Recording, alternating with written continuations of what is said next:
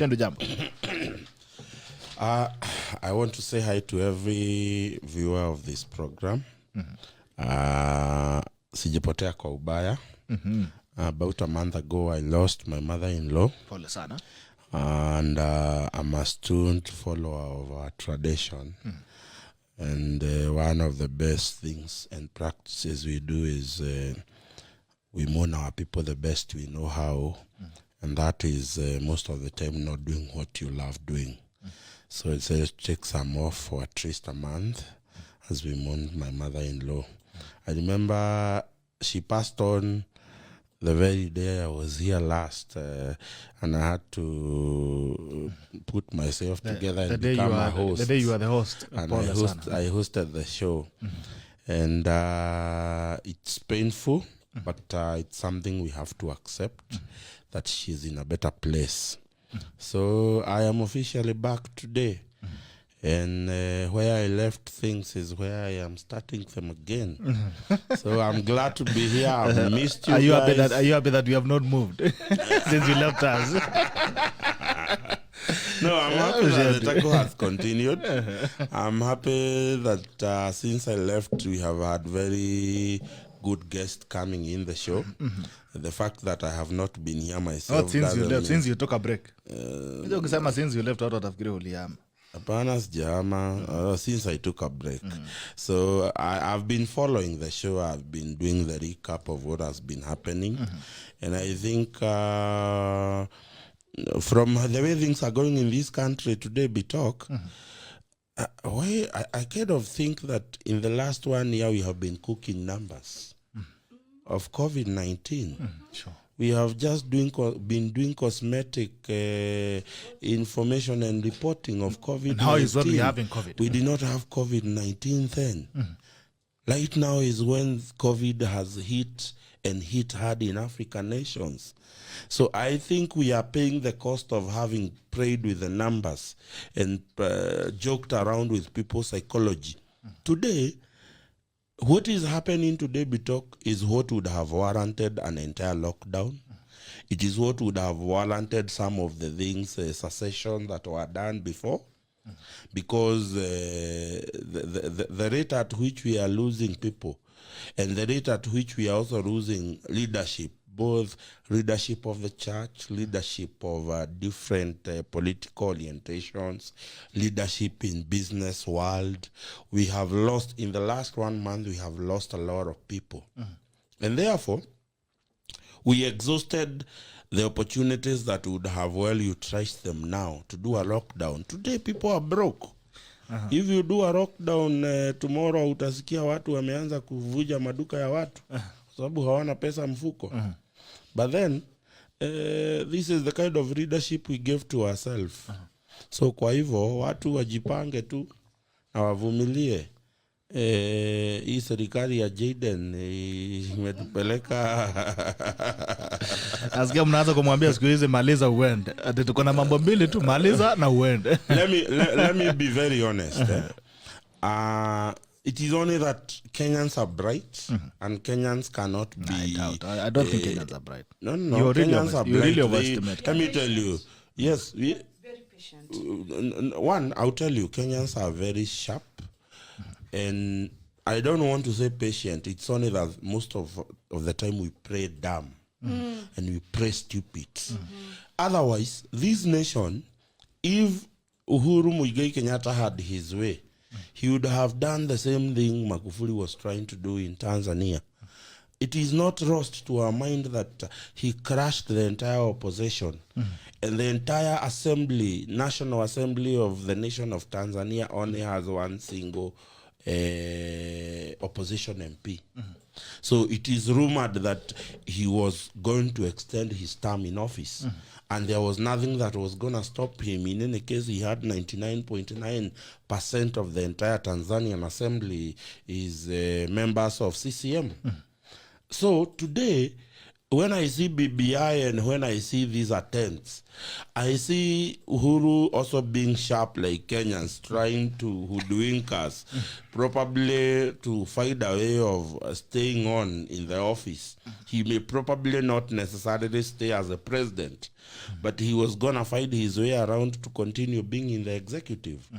Ndio maana sisi tunasema, Mheshimiwa Uhuru Muigai Kenyatta, maliza kazi yako, uende, kwa sababu huwezi kutuambia ati, have you ever heard that the planning time ya kuplan, it is 4 times the time of executing. You keep telling us you have a national health insurance plan. For 8 years you've been planning, you have not put that plan in motion. Please, maliza uende. Maliza uende. Mimi nimesema haya basi. Ross Wangu, this is a deputy youth leader pale na Kenya Party wa Matakarua, na pia ni member wa Linda Katiba Secretariat. Jambo, good morning. Good morning. Habari asubuhi. Salama sana. This is your first time on the tackle. Yes, it's my first time and I'm happy to be here. I like the conversation. I like the energy. And I like that we are angry. Angry until we need to do something. Yes, and we need to transfer that energy into action. And we need to start acting what we preach and not to forget it the last month to election. Wacha kwanza nisalimia watu wa Kericho. Nilikuwa huko for 2 years. Nilitoka 2016 na sijarudi. Na nitarudi. Na kuna ka club kalikuwa hapo, kalikuwa kanaitwa nimesahau, lakini there's a club there. Watu wakamunyesha. Kuna ka club hapo. Kalikuwa ngana DJ mpoa sana. So I will come back. Inaitwa West Side ama ni gani? Si West Side. Si West Side. Ingine ilikuwa tu hapo hivyo opposite. Lakini kumbuka jina nitakwambia. But anyway, I'm happy to be here. It's a good morning. Very, very good morning. And yes, naitwa Rosa Wangu Karaoke. Nafanya kazi pale na Kenya. Mimi ni deputy youth leader na bado niko Linda Katiba Secretariat. Now, I have a few things. And these few things is that now it seems we know who these people are. Tuliwaambia kwa muda but hamkutuamini. Now you have seen. Are we angry enough to make those changes? Are we that angry yet? Are we? I doubt. Because if we are angry, bei ya mafuta kupanda hivi, it would have been controlled. I know there's a formula that is created and that is followed, but nothing is stagnant. It can't be amended. And you know, as you continue, people must understand. Today, the running price of petroleum is only 49 shillings. You're going into details, ma. Let me tell you something. You have touched on paraffin. Paraffin that is used in every home in this country. If you increase the price of that paraffin, it means my mom and the moms in this country will either cook one meal or not cook at all for a couple of days. Because that's what they use to cook. So you're denying a family 3 basic meals a day. You did not fix these things during COVID. And we saw what is happening and what can happen to this country when a small effect touches on the economy. Something so small touches on the economy. These things go out of hand. Sasa mkuja hapa mtuongezee mafuta. Mama Njoki atakula nini na watoto wake? Will they use the money on buying paraffin, because the amount of money now is half of the paraffin that they used to buy. So tutafanya aje? What do we do? Japo ni noma. Lakini kina Muchendi ndio kuja kwa serikali ndio najua tutafanya nini. Because how do you control these things and how do you expect us to wake up and not be angry at you? But the question is, what are Kenyans doing about it? You see, all these Kenyans, we whine, we complain about it. What are Kenyans doing about it? We haven't done anything yet. We are still complaining. We are at that stage of complaining. Look at your social media pages. We are all complaining. No one is on the streets. Even the MPs, Mafuta even imepanda. the MPs are on You know, Twitter. Tumepandisha mafuta, but your cars, kuna traffic. Let me tell you, We are late here because of traffic. I actually do not have a big problem with local mwananchi complaining, because that has become the tendency of every Kenyan. Lakini right now we are complaining, even the people with the responsibility and the power to change this, the elected leaders, have also taken to social media to start ranting. That is You foolishness. see, when an MP, and I'm sorry to say this, when an MP comes on social media to tell me about how the government wants to privatize Kenya Airways and everything, and that particular bill is being brought in the assembly for the approval and discussion by the MP, you're just telling me a lot of nonsense. The people you should be complaining to and the people you should be rallying behind that clarion call are your fellow members of parliament. We should be telling us, I have this caucus, we are going to reject this bill by government. But today, including the MP, who is supposed to be the person that, Article 1 of the Constitution talks about the supremacy of the Constitution. It is vested on the people of the Republic of Kenya. They can exercise it directly or indirectly. This is someone who you have indirectly given authority to exercise the privileges given by this Constitution on your behalf. But instead of doing that in Parliament, that guy is also busy. If Muchendo, who does not possess parliamentary authority, is complaining, I also find Krefas Marara. I find Didi Nyoro. I find other people complaining. Why are you coming to tell us that the government is planning to raise the, the rending ceiling from 9 billion to 12 billion? When you have the authority to stand in parliament and stand on a point of order or stand to contribute to a motion and say no to this. So that is the problem we have in Kenya. The culture of complaining has even catched up with those people who have a responsibility To do something. to do something about it. And they have the powers to actually make these changes. Right. So what's going on at Linda Katiba na Kenya? Linda Katiba tuko salama. We are following the new rules that were given by the president because of the increase in numbers of COVID. We are not doing any political gathering, but we are continuing to discuss and enlighten Kenyans on why we need to protect and implement the current constitution on our social media places, even one-on-one discussions, just in case you meet somebody in a matatu and something triggers and, you bring why we need to implement it. But for now, all groundwork has been stopped. Okay. Yes. All right. Tutaenda acha nipeane shout kidogo alafu tukirudi we look at the day's newspapers and also the kind of issues, the current affairs that have happened since yesterday. Mosi Tonisha is tuned in from Sydney. More doctors are tuned in from Dubai. Thank you so much, the guys from Dubai. Julius Victorina Komarok tuned in. Thank you, Babake Amaria tuned in from Muranga. Thank you. Jimmy Shikanda anasema Jimmy from Westbridge. Asante sana. James Mutinda anasema good morning Bitok watching from Likoni Ferry Mombasa. Asante. Irene Katwiri anasema tuned in from Dubai. They have really Katwiri. Irene Katwiri ulipotelewa wapi? Welcome back. Anasema amemiss tackle sana. Asante. Kirui Vince anasema good morning sir, watching from Laikipia West, Laikipia County. Asante. Abrima Dennis Maritime, Daisy Maritime. MCA wa Utawala anasema morning Utawala is locked. Asante sana. Geoffrey Odiambo anasema good morning my brother Bitoka, I'm watching from Kisumu. Mambo leo. Asante sana watu wa Kisumu. Anasema mko berber sana. Onyinko Kefa West anasema tuned in from Kisii. David Kamau good morning. Waithira Kimani good morning. Actually we'll see the rise and use of charcoal and that might cause carbon monoxide overdoses. We need to do something. And actually the environment will actually continue to lose trees that we are trying to save.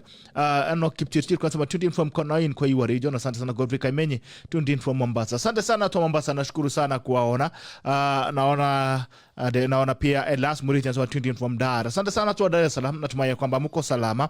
Kipkali Arab Koskans tuned in from Rainbow Ruiru Resort. Asante sana watu ambao wako pale kwenye Ruiru bypass, watu wa Nyama Choma. Haya, KQ has recorded 6.2 billion losses. It has actually tripled its losses for the annual year. You've always told us about KQ. What's going on at KQ? And the other day we were having a debate of KQ. And I say this without fear of contradiction. One of the straight ticket you can buy in this republic going out of this country and even within the country is a flight ticket by KQ. That's the truth. I don't believe for one moment that KQ makes losses, personally. That's my view as Muchendu. I believe there are people who have strategically put KQ in a position where it is said to make losses. Let's see who are these people who rent KQ those commercial flights. Some of the big families in this country are the ones who are renting, they are in long-term deals with this national carrier to provide those jets so that KQ can use it. I will tell you this. Somebody has strategically made KQ what it is look like it is making losses because there is a very serious intention of privatizing KQ so that some people in this country with vested interests can now in 2 years come shouting how they have made a turnaround. Yeah. Let me tell you, it's only someone in his crazy mind that would want to merge both KQ and KAA. Kenya Airport Authority the other day made a profit of 16.6 billion. And then someone in government in his right mind comes and says that we need to merge KAA and KQ. Now, KAA is one of the richest parastatal in this republic in terms of land ownership. In this Embakasi alone, they have 11,000 acres. So I think there is someone with a very deliberate plan. Number one, to put his hearts in the cookie jar in the name of KAA. And number two, privatize the national carrier so that in 2 years they can come shouting how the national carrier has made a turnaround.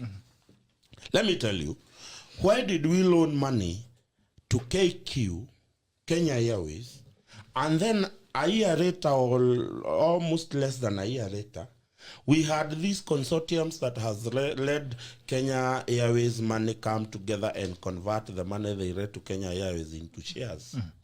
And they started a company that is owned by a number of banks. 2 years ago, it is not lost in my mind that they came up with a proposal of taking over some of the services by Kenya Airport Authority. One of the bank that is owned by a big, one of the big family has a very big share in this republic, had proposed to take over parking services in the Jomo Kenyatta International Airport. And it is the bank that brought these banks together to form a consortium. Yeah. And eventually, two banks that Kenya Airways owed money to came together and joined in a merger that, again, we discussed here, Bitok, that somebody misused the powers that he has in government to make sure that the merger of those two banks was, because the two are not listed in the Nairobi Stock Exchange. They weren't, yeah. They weren't listed, but there is a certain amount that particular type of merger is supposed to pay. And in this case, that merger was supposed to have earned the taxpayer 1.6 billion. But through a gazettement by the Minister for Finance or the CS for Finance, it was exempted from paying that. So when you're talking about KQ, I keep saying, there is a deliberate plan for people to get their hands in the cookie jar in this republic. We have a bill coming in parliament putting all the government airwing services under one company. Today, we want to put the maintenance of the Kenya Police helicopters, Kenya Wildlife helicopters, every Kenya Pipeline helicopters, Kenya Police helicopters, all of them, they want to be put under the military.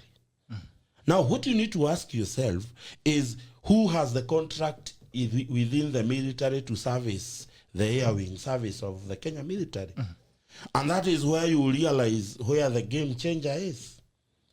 The companies that are being given contractual agreement to service these planes by the military will dig them deep and realize who are the owners of this company. That is when you realize that there is a cohort of people within government that have self-interest, whatever they are doing, it is geared toward to their personal benefit and values. The court the other day ruled that Kenya Meat Commission should be reverted back. should be reverted back. Have you seen it done? No. And I told you. And I doubt it will be done. Let me tell you. I told you, and I will repeat here, and I said it. There are 2 companies registered in Dubai that market the Kenya Meat Commission products within the Middle East region. Now, when I say the Middle East, it starts from Morocco going all the way to the far Middle East, the Arabic nations. That one of them is called Blue Mountain, and the other one, I will name it the other day. Now, Kenya Meat Commission is the best-selling meat company in the Middle East. That's a fact. And here we have taken this particular parastatal to the military. Remind me the last time you had the budget committee or the public accounts committee interrogating the defense budget. If you have ever had that in Kenya? It has never happened. You show me. That means Kenya Meat Commission now forms part of the defense department budget. That there is no single person who can question the balance sheets of the Kenya Meat Commission because they are now reporting to the military. Don't forget that we pumped 1 billion shillings, Kenyan taxpayers' money, to revive Kenya Meat Commission. We pumped it. Today is under the defense. It is said that it is going to be well managed in the defense because the defense is the biggest consumer of meat. It is the biggest consumer. 70% of the Kenya Meat Commission product are exports. We cannot question who are the owners of this Blue Mountain Limited and another company. Some of the big families in this nation have shares in those companies registered in UAE, specifically in Dubai. They are doing marketing of this product. So when you're talking about Kenya Airways or any other parastatal, there is a deliberate attempt by senior government officials to use this nation so that they can benefit themselves. So you not sit here and tell me that Kenya Airways is making losses. Is making losses. Have you heard that Kenya Airways has withdrawn some of the flights? No, actually, funny. This is a national carrier that has been given direct link to the US. But they could not actually carry the vaccines. Anyway, Ross. You know, it is even stupid. Let me tell you, because you have put it is even more stupid that our vaccine were delivered by a national carrier of another nation when we have our national carrier. You know, some of these I was actually having, and I think I need to, I'll bring in the chairman of Pilots Association. Okay. This week. I was having a conversation with him last week, and the kind of revelations that you were giving me about the operations of Kenya Airways is quite dumbfounding. And you realize that this country is run like it's not even a kiosk, because a kiosk is even run more efficiently. It's run like a fool's paradise. Now KQ sells off its cargo fleet and subcontracts another cargo airlift to do its cargo job. I mean, and I was looking at this and I'm like, are we in a country? Somebody told me one day I need to go back to school and study business. Somebody told me that I need to go back and study business because I was asking hard questions, which the answers are, I was given an option. Do I tell you the truth? Do I shut up? So I told me, tell me the truth and break it down in a very simple language for me to understand. The first thing this country does is to announce that a company is making a loss. Once you do that, you have no interest. But kuna vitu chini zinafanyika. You get? Yeah. So at some point, 2 years, 3 months down the line, there's a profit. You wonder from such a huge loss to a profit, and there's no movement. But now here we are. KQ, and this discussion about KQ has been there for a while. Before COVID, I think it started in 2017, if I'm not wrong, or 2016. It has been there for a while. And the beauty about us is that they know we forget things. This government knows that we forget. You make noise to do. Yeah, it's actually, they know it. So that's why it gives some people some strength to talk the way they talk. Because they know, leo tutatukanana, kesho tutapendana, and you forget that tulitukanana. But now, I want us to discuss how this kind of business affects me and you, and affects the farmer, and affects our children in school, and how they will get their education. Because I need us to narrow it down to the simplest way Baba Nani and Mama Nani can understand how it affects their operations, their living. So I don't know. Would you who worked in the county government, because mi nitachocha na nitaongeza chumvi pale inafaa kuwa, tell us, how do you break these things? You know, I think for me, one of the problems that is facing this nation is the kind of bureaucracy we have put in government. Yes. It is what is killing this nation. You have, the other day we approached do you know, the International Monetary Fund has returned. It was there during the era of Moi. After Kibaki came and kicked them out. The International Monetary Fund is now back. Now, the International Monetary Fund has realized that this nation is on its edge. And they have given serious conditions. If you want to receive our money, we must help you restructure your government if you want our money. Today, one of the conditions the International Monetary Fund has demanded is that over 100 parastatals of this government must either be abolished or merged or restructured. Has that been done? No. You see, it's a progressive demand by IMF, and we will be heading there. That means that for the first time since the late 90s, we are going to have another retrenchment of over 100,000 civil servants working for government. Now, the problem is this: we cannot. If we want loans from IMF, we have to do restructuring and therein retrench people. On the other side, we cannot retrench people unless we have a package to send them home. Now, we don't have that package to send them home. Today, no, it's true, baby talk. The Retirement Benefit Authority cannot sort quite a very serious number of people who have retired. Is it the reason why we always keep increasing the age? Exactly. So it was 60, it was 65, exactly. now it will be 70. People don't know the reason why we moved the retirement from 60 to 65. Is the cost of retirement. It is because the cost of retirement. And it will be pushed to 70. We cannot meet the cost of retirement in Why this can it not even be pushed to republic. Because let me tell you what happened. Today, you save your money with NSSF. Yes. And people like Francis Atwari who stay in these boards, they have become cohorted with government. That government goes and picks the 50 billion from that fund and puts it in another project. By the time my sister here wants to retire, there is no money to give her the pension so that she can go home to retire. Yeah. So what is the best thing? Let us extend the time of working from 60 to 65. I'll also tell you something people have never realized. Do you realize most of the senior government officials in this republic have attained the age of 55? Yes. Name any senior government official in any parastatal on government. You know why the reason they do this? Even CSs. Yes, we have not restructured our government that we cannot be able to pay my sister here at 45 to become a general manager or to become a CEO of a company, because being a CEO of a company means we pay you good salary, we pay you good allowances. And because we have failed to manage our workforce and we are not able to provide that for you, we will always go for a retired mind who is 55, that we will only be able to pay this person only for 5 years. And he or she exits the public service. Yeah. It is why the youth of this nation have not attained senior positions in government.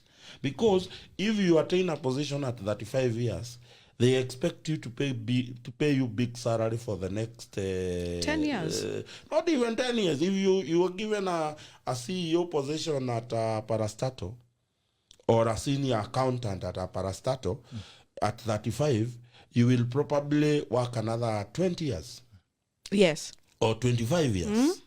And if today as a civil servant you are taken from, say, job group N to job group P or a bigger job group, even if tomorrow you lose your position, you don't lose your job group unless you are being charged with having done something bad within the civil service. So therefore, the bureaucracy in this nation is what is costing. You remember, Bitok, the other day we dissected Kenya Airways. Yeah. We have crazy allowances that we are even paying allowances to the wife of the CEO. In Kenya Airways, we are providing the wife of the CEO with a driver. And Kenyans know that. We are providing the family of the CEO up to 400,000 shillings in terms of entertainment. And medical insurance. And medical insurance that you will hear that inpatient, we are paying for his family 11 million shillings per year, 7 million shillings outpatient. You know those things? Yes. So therefore... And there's the dental and everything insurance. And all those things. And I'll tell you why, the reason why. We are giving people in civil service serious insurances that they don't deserve. Unapata mtu ati mwaka mzima imeenda na hajaenda hospitali na akona insurance ya serikali yenye haijatumika, unasikia mtu anaenda anataka kwenda kuoshwa meno. And government pays 200,000 for that person. That is the kind of, let me tell you, that is the kind of extravagant that is costing this country. And I'll tell you the problem I have is that we have a cosmetic SRC, Salary and Remuneration Commission. It has never tamed the salary and the allowance system. I have seen them saying that in the next 2 months, they will cut what? There was a tweet yesterday. Yes. There was a tweet, and they said that the MCA, the 2 million grant, yes, that it's for public service. They actually agreed to give the MCAs the 2 million grant, saying that it's a public service. So I was wondering, were they not offering services before this grant? Why are they justifying a bribe? What is carrying them to actually justify a bribe? It's a bribe. 2 million, she knows, and now she's talking about allowances, cutting allowances. And the MPs are saying, start with yours first before you come to ours. Start with yours. Now, to tame all this, they have actually agreed that 2 million, it's okay, it's a public service, they need it. No, but maneuver it's the same government that has the CS for health coming at the doorstep of Avia House and telling Kenyans, you know what, all the ICU beds in this country are occupied, you need to take care of yourself. But this idiotic government has enough money to pay over 2,000 people 2 million shillings each. Monthly. But not to buy ICU. Let me tell you, we are talking about 2 million shillings each given to 2,000 people. Yes. 2 million shillings can get you, 2 million shillings. It can get you at least 3 ICU beds. So do that 2 million shillings by 2,000 people. We can be able to increase the number of ICU beds in this country by 6,000 by simply taking that money we are giving the MCS for this nonsense called BBI. We lost priorities. The reason why His Excellency the President has given a 60 days curfew and only gave a month ban of political rallies. Yeah. By the time this ban is over, the BBI bill will have left Parliament for public discussion. And he could not have crossed that window for that BBI nonsense and rallies to come. And I am telling you, this nation, it is not that people are not educated and it's not that people don't know these things. But what happens? Keep people, Kenyan people pray dumb. Kenyan people, you pray stupid. You pray idiotic kind of politics. You know seriously Muchendo is lying to you. But you sit there, you enjoy my lies, and you believe them. But majority of us do not know. Like now, if you go to Mashinani and you ask this person, what's the work of an MCA? Let me tell you. They'll tell you their work is to support the governor. I absolutely have no problem with the Mashinani people like my mom, who don't know. You know why? But there are so many. Let me tell you. The reason why I don't concern myself with my mom, who don't understand. Because my mom will always believe everything I tell her. Nikienda nyumbani nimwambie tunachagua Bito. She believes in her son. Which are the lies you've told her of late? Let me tell you. She believes in her son that I am competent enough to know what is right for me. And subsequently, whatever I tell her, she will believe. So the problem is not with those people in the village, my sister. The problem is with the pretense of the wannabe middle class of this republic. Who do nothing. They know everything. The three monkeys say nothing, hear nothing. Yes, they know everything. Let me tell you. For avoidance of doubt, and look at me when I say this country does not have a middle class. It has only wannabes. People who have gotten to a salary of 80,000, moved to an apartment of 45,000 and took a car loan. And taking home 15,000. Roads with traffic with cars that have loans amounting to over 50%. And we complain on Twitter. And these are people who go to clubs and they want to buy the expensive whiskeys. And by the time we hit the 20th, they have nothing. Don't remind me about the clubs. I'm just being the truth. That is who we are in this republic. And these are the people who are misreading this nation.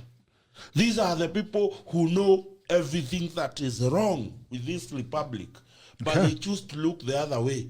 You keep saying there that you hate politics, you don't like politics. You don't want to get involved. If you are a financial consultant in this republic and you don't like politics, at least concern yourself with the people who we will trust with the policies of reading this republic. Because that financial world you work in, that lawyer's office you work in, that petroleum office you work in, that NGO office you work in, will work with the policies developed by the people elected and form government. So you better concern yourself with who sits on that government. Because if you don't do that, we will keep on coming here at Bitok, we shout.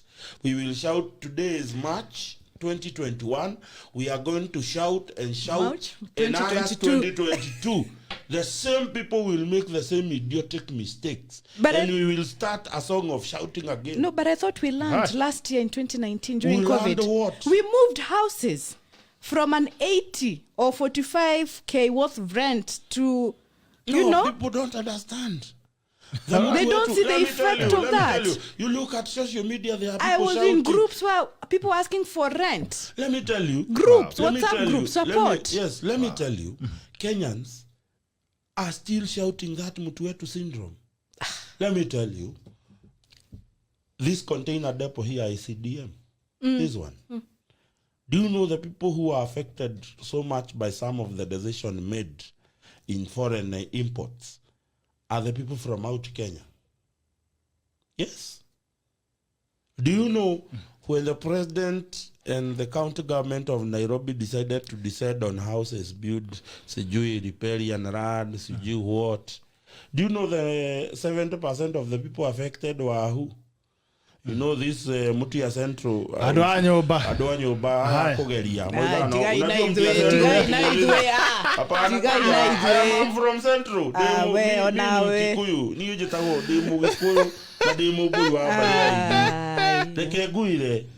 You know those Central Kenya people, you ask them, let me tell you, my dear, when you meet with a Central Kenyan person with a new car, kimuliza, hey, naona mambo imeendelea, asamangi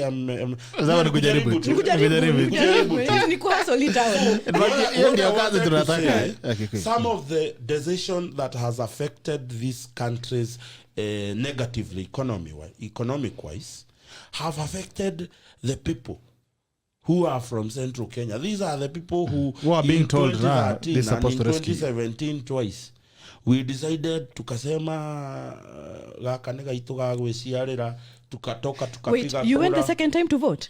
No, actually, not even third. This one voted for 3 times. You actually woke up again to go vote. Let me tell you, and I confess this one voted for 3 times with a very heavy heart.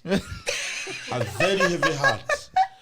I have voted the Honorable Uhuru Muigai Kenyatta 4 times in my life. Stop complaining then. No. I've just said the right. I'm not complaining. A very heavy heart. With a very heavy heart.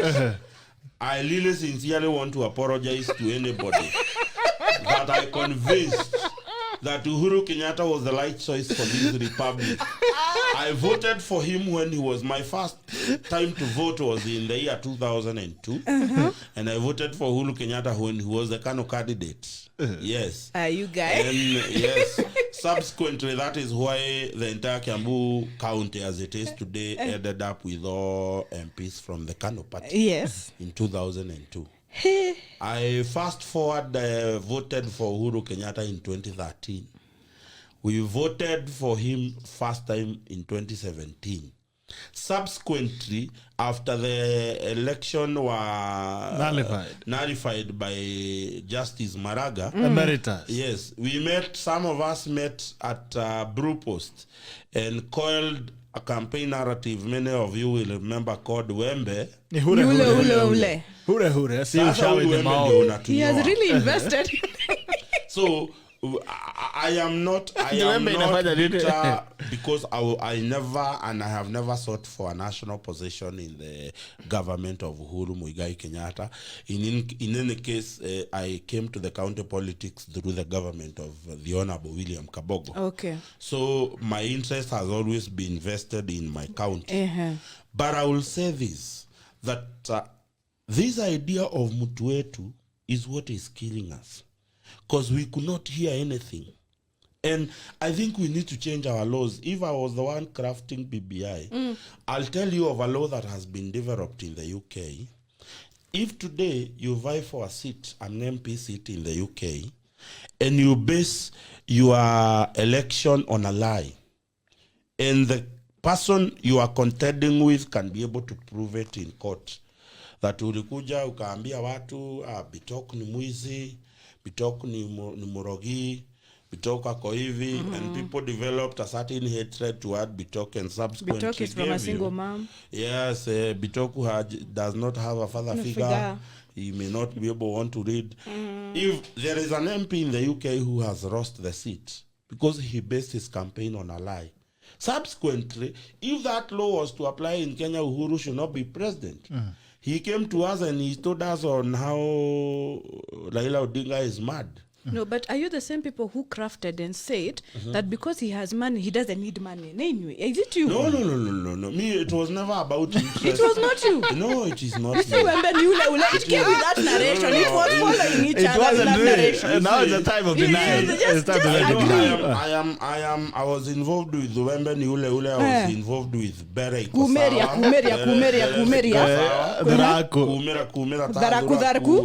Duraku, and all those things. And therefore, what are you telling? Takes a lot of, let me tell you, ladies and gentlemen, it takes a lot of courage to make that confession and admit I'm doing this at the possible backlash, either on social media or from my backyard.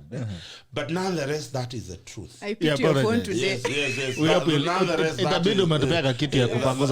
is the truth. Yes. We must be able to be honest with each other and have an honest conversation. That this idea of blurring behind someone because we come from the same tribe is not making sense in this republic. Right. If I rally behind someone, I must rally behind that someone because of the ideologies, either financial, business, political ideologies that someone is bringing on the table that are going to affect this country positively. Today, it is not that Uhuru Kenyatta did not have plans or people he could consult.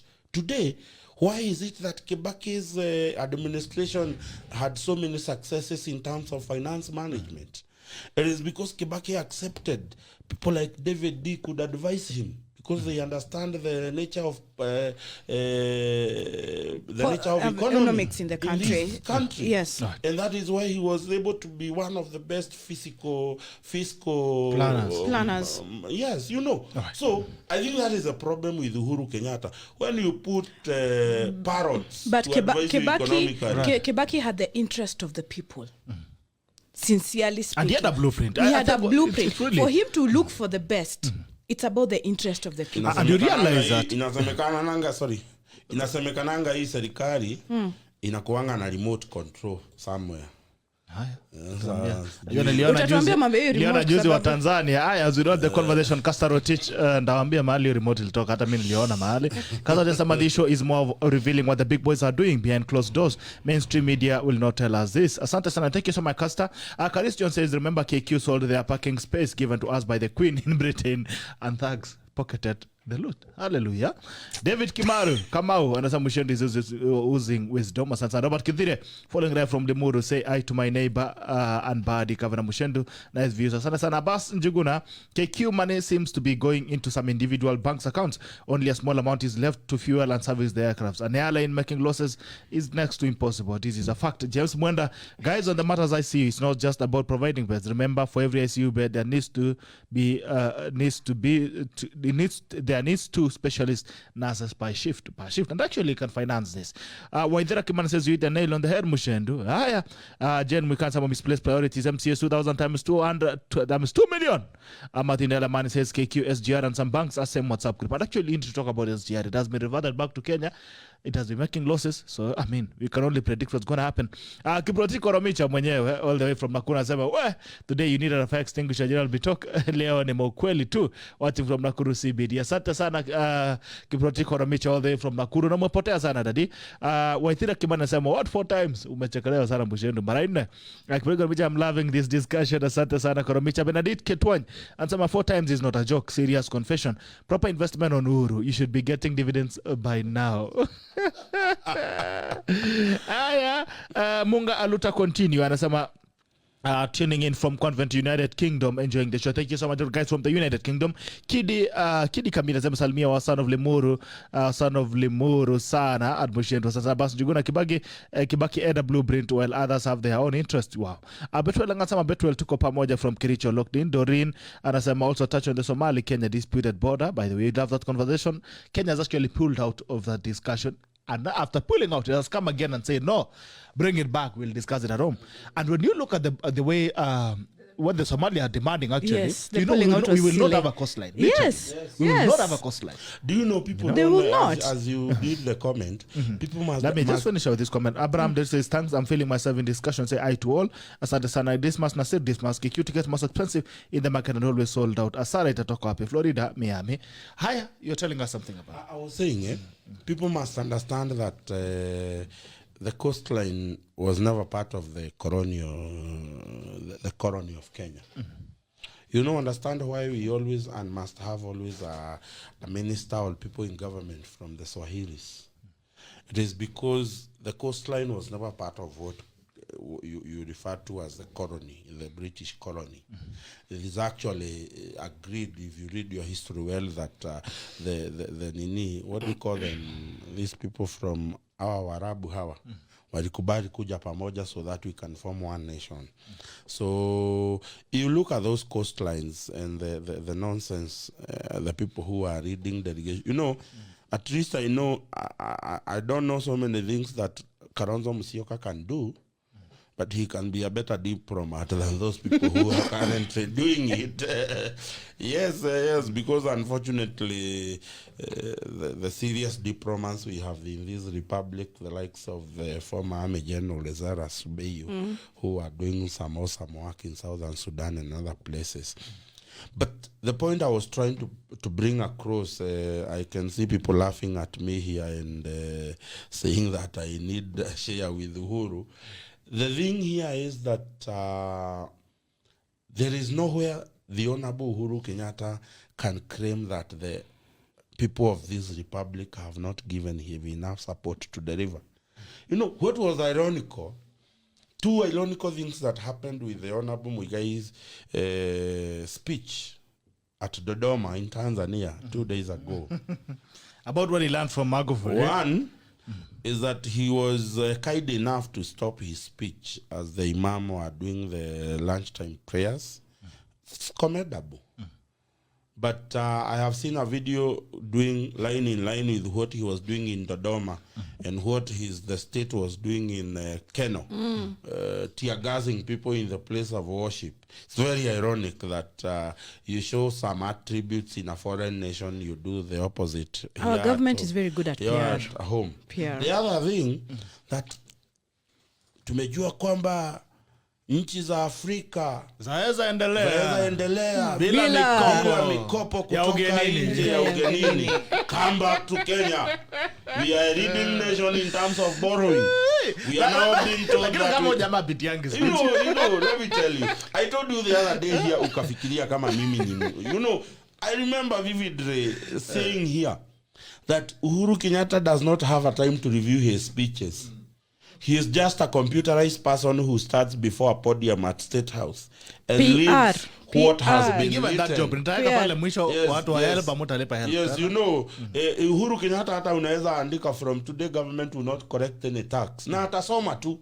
Because you don't go through the speech. Let me tell you, you cannot go to the nation of Tanzania and commend them on what they have been able to do without their own tax, foreign assistance or loans.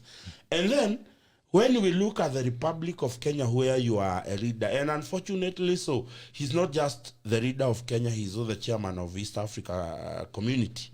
When you look here, we have even secret loans we took. We are being said that we agreed in a loan of 139 billion with the Kremlin.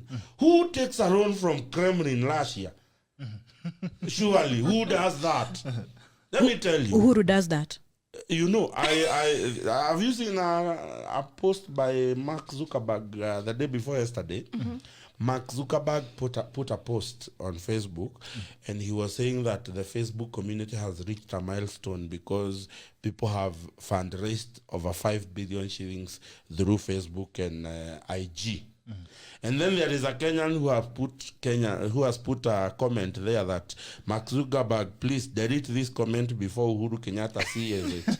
He loves to fundraise. You understand? It might look like a joke, but that is the truth. That where this country is heading, let me tell you, our debt ceiling today is 9 billion shillings. We by last year we had borrowed about 7.2 billion. We are gearing to take loans amounting to about between 800 and a trillion, 800 billion shillings and a trillion shillings from International Monetary Fund. Of course, now this is will be as a result of if we are going to do the measures the IMF has put in Washington. Today, I have seen that, and I don't know whether people do this, when the United States, when Germany, when a place like France or UK is looking for a loan at the International Monetary Fund, they are getting that loan at an interest of 1.6 to 2% interest. When African countries are picking loans, we are receiving that loan at an interest of 9%, 10%, 11%. Now, it beats the logic why this republic will go for a loan that is getting you so much interest. Because between us and the US, who needs a tax break? Who needs a loans break? It is this republic. So I'm the one who is supposed to receive that loan on a 1 point something or 2% reducing balance. But instead, the US that does not require that break is getting that. But you have African countries knowingly that these loans are costing us more.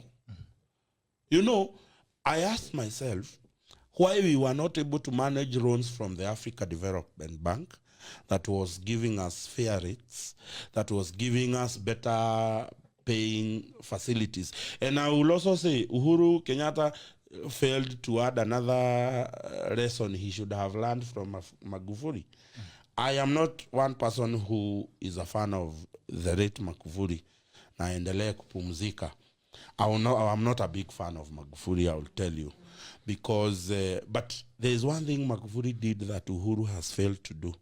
When Magufuli came to power, he realized that most of the loans Tanzania had taken are coming to fruition. They are going to be ripe very soon.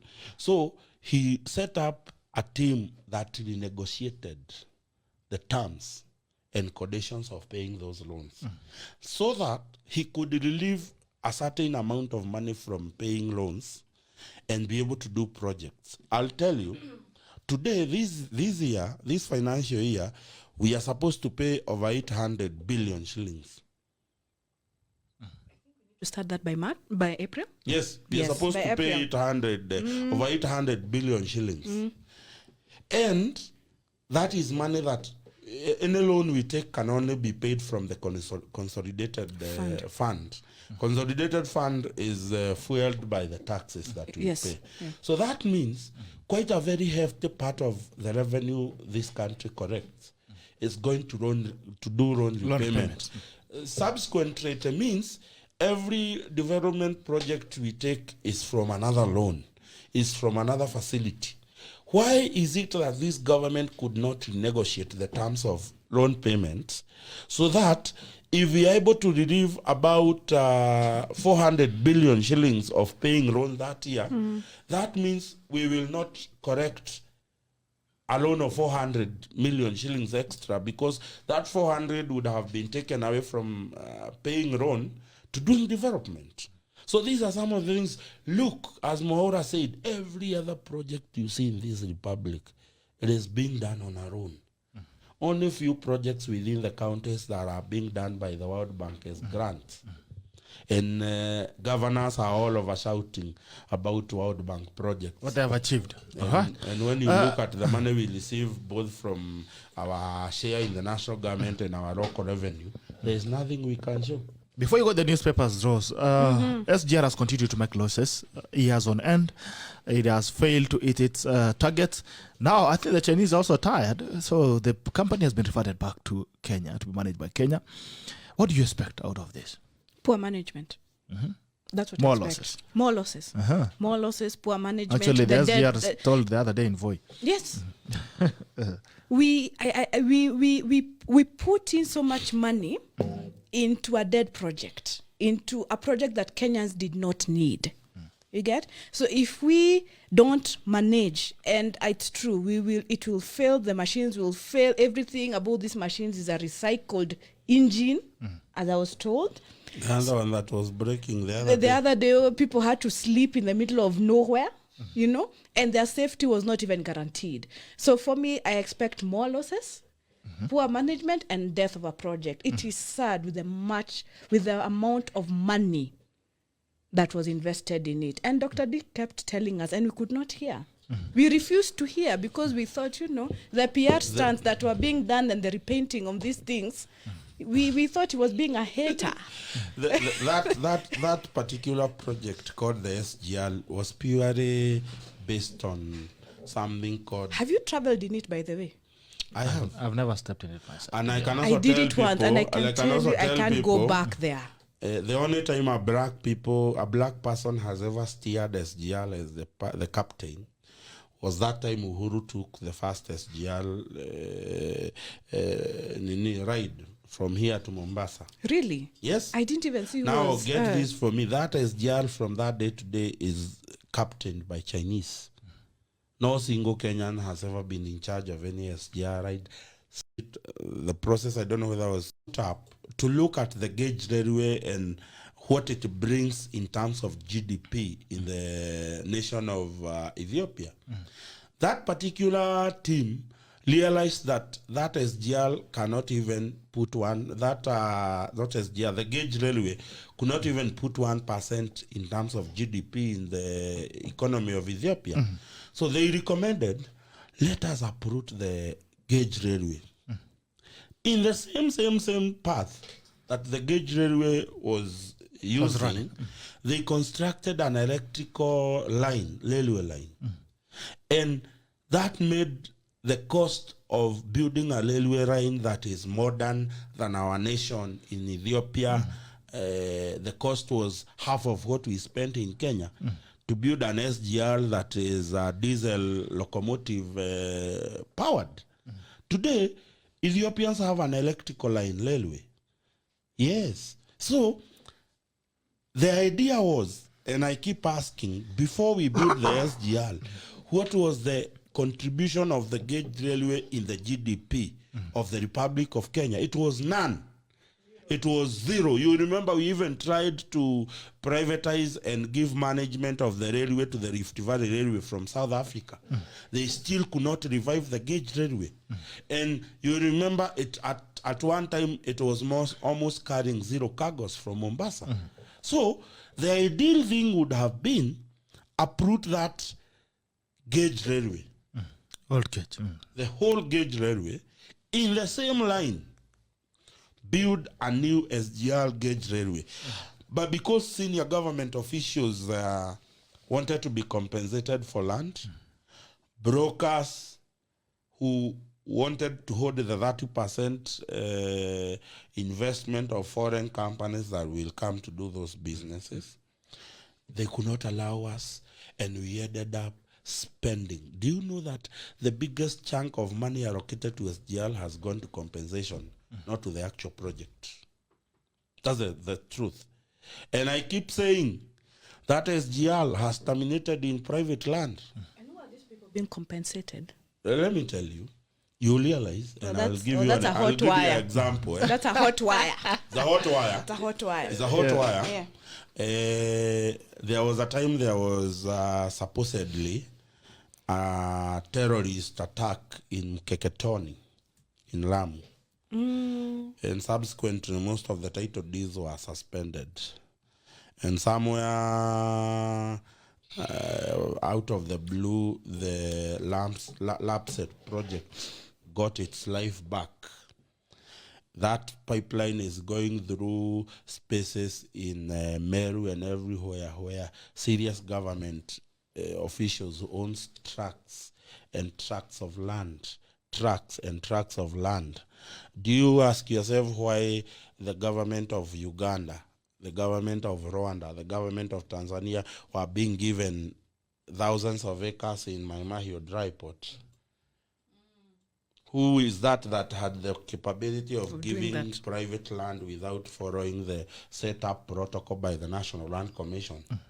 Because the National Land Commission does not own land there, where the SGR is terminating. It is private facilities. The SGR terminates in a place called the Wasokidong. Wasokidong Ranch is a registered private entity in this republic. You just need to check with the registrar and know who are the owners of this ranch. So, this country, unfortunately so, we have put up individuals with selfish interest, and they do not have Kenyans. And that is why, have you ever heard the Honorable Emilio Moi Kibake being involved in any RAD saga? No. It doesn't mean that his government was 100%. Yes, it wasn't, yeah. But particularly, His Excellency the President and his family cannot be lured into any shoddy deal that happened either with the NARC administration or with the Grand Coalition government. This is a guy who showed interest in what people needed to do. Exactly. Today, Bitok, it is why I'm leaving my house almost near Limuru, and I'm able to make it to this show in 25 minutes. Because Kibaki left a bypass here, a southern bypass here that makes it easy for me to come here. Right. These are the legacies we are talking about. Njuguna Karaja says, salimia Governor Muchendu, kijana wa Limuru, sana mtoto wa nguvu, asaba Gerald Bitok, you're very admirable. Somali went international court Kenya. You've actually not talked about the Somalia issue. I don't know why we skipped that. Diplomacy. Karis says, we call him Muzee Zablon, a master of double speak. Haya, ndugu zangu wa Tanzania wenzangu, tulijua kutoka Magufuli ya kwamba nchi za Afrika zaweza endelea bila mikopo ya kigeni. Juguna Karaya says we should put Kenya in CRB. Jen Mikali anasema poor governance. Anasema 8 nchi za Afrika zaweza endelea bila foreign aid. Mkopo is applicable in Kenya. Haya, nchi ndio hiyo tunayo, sisi wote tuko nayo hapa, utatuambia. Betu anasema poor governance, government has failed us as a country. We like the leaders to eat us. Tuwaombea sana wazidi kubadilika. Elvis Skeleting. So good morning, Gerald. Regards to today's panelist, Governor is saying is that it is. We have a peer government, and it is a peer that is going to bring down Kenyans. This needs sooner than later. Eldoret is listening and following. Asante sana. Kathleen Kate anasema hey Bitok, please ask Muchendu to talk about the future status of BBI and whether we'll still have elections in 2022, because some bloggers are pushing a narrative on Facebook about elections being postponed. Kibet anasema Kibaki was the best. Uhuru is gambling with our economy. We can be investing on long-term projects with negative returns on the investment. But I'm still stuck at the Somali-Kenya border issue. We are getting back to it shortly. And I think even before we go far from it, I think we tackle the Somali issue. And you realize that like you were saying, the maritime borders. Martin Element and Sema America Daily Economy State of Terms 65 billion Kenya power debt. So strong, this is a monopoly, another monopoly that is making losses. Yeah, we need Jesus. Now, about the Somali issue, first of all, the understanding of the case is that Somali and Kenya started the dispute earlier. And they were trying to have a discussion locally. But Kenya was adamant and insisted it's not going to cede even an inch of its border, a maritime border to Somalia. Somalia went to the International Criminal Justice Court, and somehow they were getting a listening ear. Kenya was being asked to ask for documents. Now, Kenya requested for time to go and look for a map.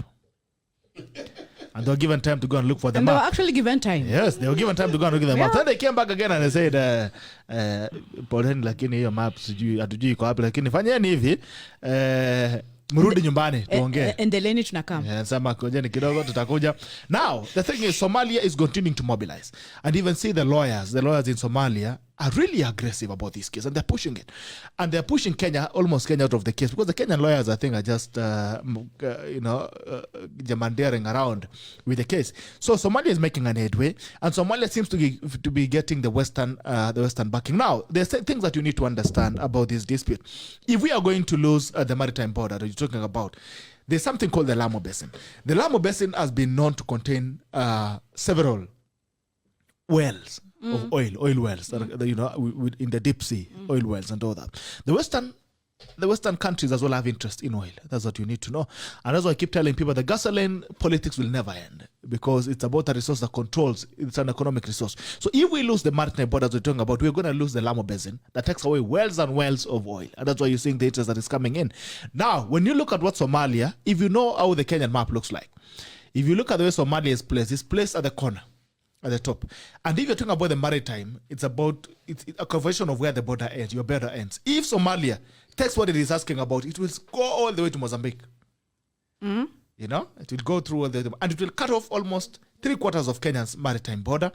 Tanzania now it comes back and claims. Remember, we are almost depressed on the African map. Map imekaa hivi. Yes. Hii ni Somalia, imekuja. Somalia has taken a turn. Then inaingia hii ni Kenya.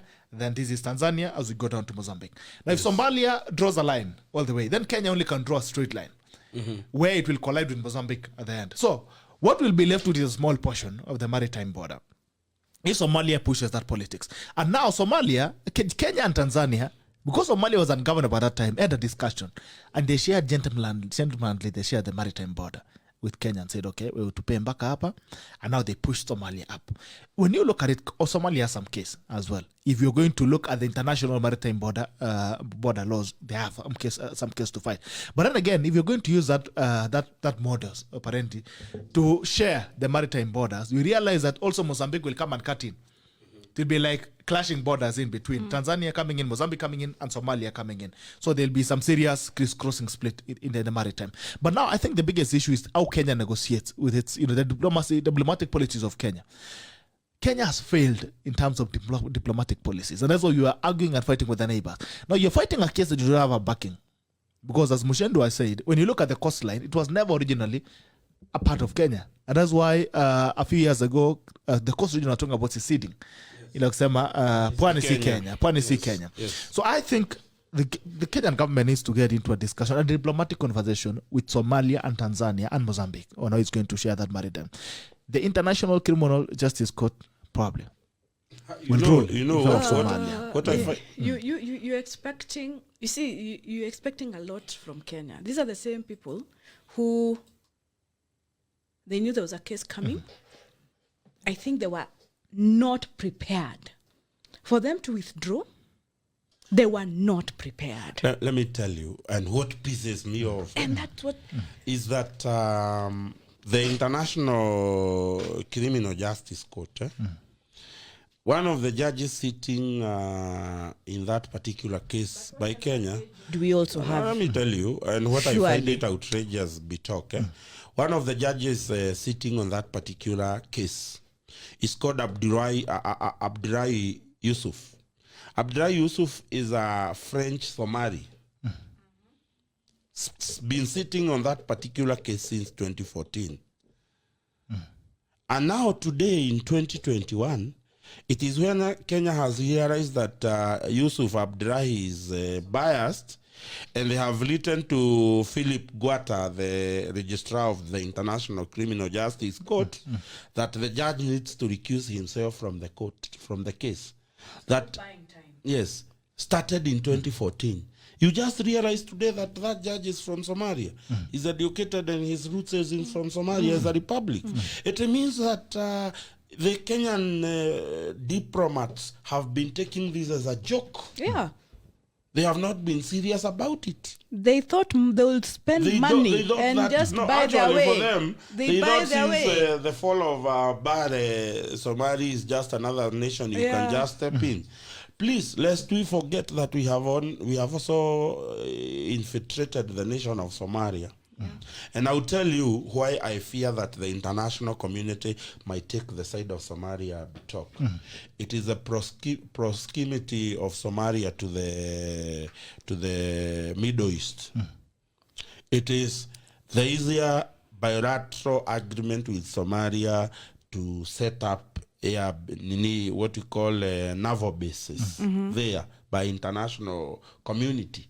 Because today, if you want to set a naval base in Kenya, it is a rigorous process. Kenya is a nation of laws. It is a nation that has functioning departments within government. It is a nation that has a framed, well-working constitution that we hope that those who intend to mutilate it will not. And the Rida Katiba people are here to protect that. Then that means any negotiation to set up a foreign base, army base in this republic is serious, and it is a discussion that can take a very long time. It has to go through parliament and the process. But what are the odds that having a base in Somalia will take so much? If even the president of Somalia stays in Nairobi, Upper Haringam, you know, Somalia, which can be easily manipulated. And therefore, I believe that this country, if we lose, and as you have said, that the danger of that crisscrossing maritime is something we are looking at Kenya, because, I mean, God has given us an opportunity to be part of the international maritime, but we have misbehaved. And if we don't, and I keep on saying this and you have very articulated it, if we don't, we might end up losing our maritime. Definitely. Not even maritime. Now Uganda will come in. They said Uganda ends in Naivasha. You know, let me tell you. I'll send you the pictures on the maritime disputed areas. You'll bring it on the screen. I'll tell you the problem I have. The outcome of this particular case with Somalia. It will be so Tanzanians are severe watching. on us. The Mozambique are watching. And how this case goes will have a lot of negative effect on Kenya. Because if it goes the way I'm looking at it and the way it is heading, have you seen the Kenyan team complaining that at the hearing that Somalia is being allocated more time to argue their case? Is being allocated more time. Why are they being allocated more time? What are you doing? I think it's going to open a can of worms. And I think the only luck that Kenya has is that Magufuli is gone. Yes. If Magufuli was still here, it was a roster started the case. Exactly. And cut through Kenya. Let me tell you. We never know. He may have started. Let me tell you. It is also important to know that as much as Magufuli was one person, the radicalization of the government is still intact. I'm telling you.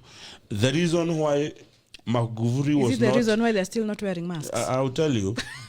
Suluhu has been attending all the international discussions of the Republic of Tanzania. I see her as a more dangerous and a more firm president than Magufuli. Because Magufuli was only very tight within the borders. This is a person who has been given an opportunity for the last 6 years to attend all international plans or international engagement of this republic have been with TZ. So I think for me is that Uhuru Kenyatta and his government needs to take the issue of Somalia, Kenya border maritime dispute very seriously. They need to do that, because I believe the outcome, if the outcome of this particular discussion and this case is a negative to Kenya, it is just a start of a war, a maritime war that we may not end up winning. All right, I don't know if we have the pictures ready. Okay. I don't know why you're putting so much expectations on our president, even in our own country. I don't think he has done much. The expectations. I'm just being courteous. No, I think we need to have an honest conversation. Yes. Yeah, I think you're putting too much expectation on our president. He's supposed to be leading these discussions, but as you can see where we are at the moment. So, but I also see Suluhu as she may not be dangerous, but I think the interest of the Tanzania, her interest is to protect the Tanzanians' interests. Yes. And she may do it so well that we may borrow her. Because this country, we may do an exchange program. We need to do an exchange program for 6 months. What people need to understand is that the mess, as you have said, the reason why we have created the mess we have. You remember we tried to renegotiate the maritime agreement with Somali at the United Nations Commissions on Laws of the Sea. Which we failed. Which we terribly failed. And the judges sitting on that particular bench are actually criticizing us for actually attempting to enter that agreement. It is what has given the Somalis the audacity to actually claim that that part belongs to them. All right. Because we are the people who initiated the discussion of coming into an agreement. And they have the legitimacy to go to the ICJ. So if we have a problem and if we have come to the ICJ, it is the people who are given the responsibility to actually negotiate this. You know, those small things that you take them to be just small things. They end up coming to haunt at Comes the big things. And Right. You have the picture ready? Okay. I'm sorry, I'm expecting the president, the same president who has put Rachel Mamo as the foreign affairs minister. Right. Anyway. If you have the pictures ready, just so that you can get a graphic perspective of what Kenya is arguing about. Iko pale umeiona. Bali Kenya, the Somali maritime dispute, disputed area, as you can see. Somalia's maritime border claim cuts almost across Kenya, but it's actually across Kenyan border. So, if this thing succeeds, then Somalia will have the widest coastline in Africa. Actually, it will have the longest coastline in Africa, as you can see. And then Kenya will lose the biggest chunk. Just after Kenya, at the bottom is Tanzania. If Tanzania as well makes a claim, then it means we have almost a triangle there. So we remain with a cone that we will call our maritime or our coastline. The area that has been lost is almost equal to what we are going to retain as a country. So, I mean, that's just to give you a graphic perspective on what it's all about. If you've seen it, I'm pretty sure that you can understand better how the case looks like for those who are asking about it. Haya, naona President James Mwende anasema President Suluhu speaks softly but carries a very big stick. Moses Gebenenyi anasema Mushendu should be forced to be the people's president. Is facts on point. Orinchebe anasema according to recent audit, independent power producers are buying power from KenGen at 0.50 and sells it to KPLC at 23 shillings per kilowatt. Wow. KPLC could still buy straight from KenGen, making cheaper, effective, and profitable. But again, we need to make the money in the chain. We need to make the money. We need to make the mullah. Lottery and E. Henry and some International Court of Justice, Paulini Sana, just to clarify, ICJ, International Court of Justice.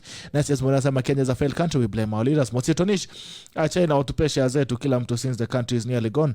Kila mtu apewe zake ajiende. Haya, tuenda hapi sasa. Tumetumaliza story ya maritime border. Sasa wacha tuende kwa magazeti haraka upesi tuangalie gazeti nini inaendelea very quickly. But before we go there, there's a comment. Kenya is a failed country. We blame our leaders. But who elects these leaders? What expectations do we have of our leaders? Are we ready to change 2022? I saw a question if we are going to have a referendum or we are going to have elections in 2022. Why not? What has changed? I tell people, one, the crafters of BBI, whoever they are, selfish. they are selfish, but they were not able to propose a change of our election date. But why do they want to change the constitution? For what I reason? just want, before I even, because when I start talking about BBI, I might not stop talking. Yes. But I just want to say, for avoidance of doubt, the date of our elections is not up for review in the current BBI draft. Yes. And the only... It's constitutional. It's the constitution. constitutional. And it's only the president who can extend the date of election. And even so, it is when this nation declares a state of emergency. And even so, it is within a very short specified time that he can only be able to change the date of election. So what I want to tell people, ultimately, they like it or they don't like it, 2022, there will be a presidential election. Lazima tukuwe na uchaguzi. Lazima tukuwe na uchaguzi. Yeah, please. That we agree with you in Leader Katiba, don't be misread by the 527 shillings bloggers from Harambe House who are told to actually create a narrative that we might not have an election. Tell them we have a supreme document that is the Constitution of Kenya. That is living. That is living and it is being practiced. That has said, is it the second, which date? The second Tuesday of August of 2022. There should be a There general will election. be a general election in this republic. And don't mind about the cahoot of civil servants who want this particular term of this government extended. Even if they success by declaring a state of emergency, it's only for a specified small period that the president can actually change the date of the general election.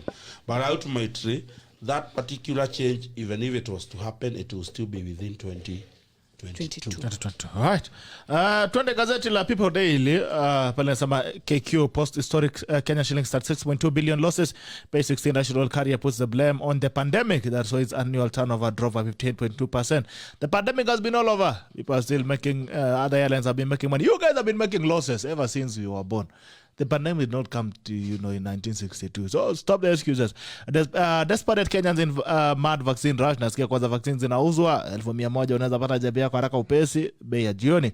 Whereas the injection was prioritized for frontline workers, persons not in that category could receive the COVID-19 jab at the Mbagati Hospital in Nairobi yesterday. To amend or not, the big split. A legal person, whereas some say the House has powers to make changes to the bill that seeks to make radical constitutional reforms. Others argue Parliament's role is purely ceremonial after MCAs endorsed the document. The story is on page 4.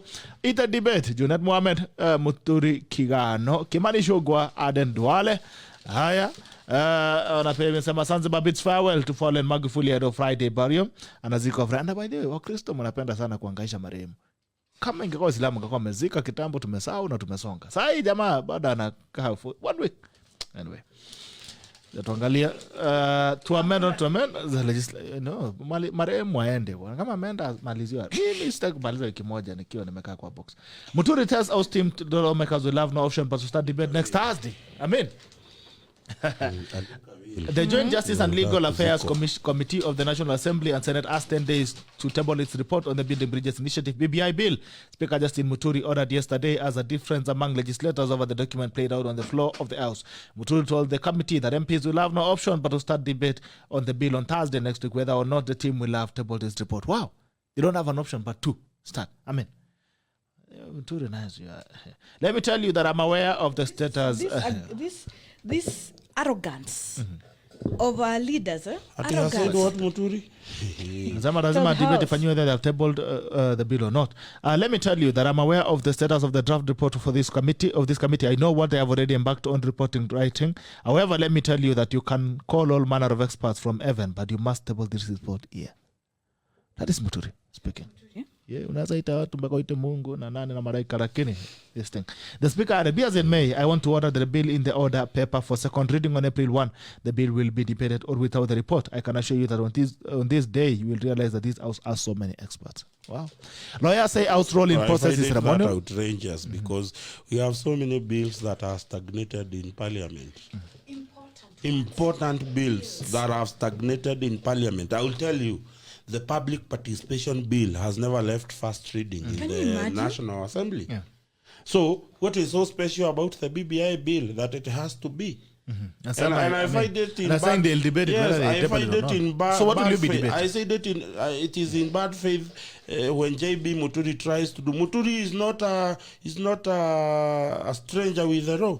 He has been a magistrate. Yeah. He actually campaigns. Yeah, you know. He campaigns on that I know the law, I follow the law, and now here he is. Exactly.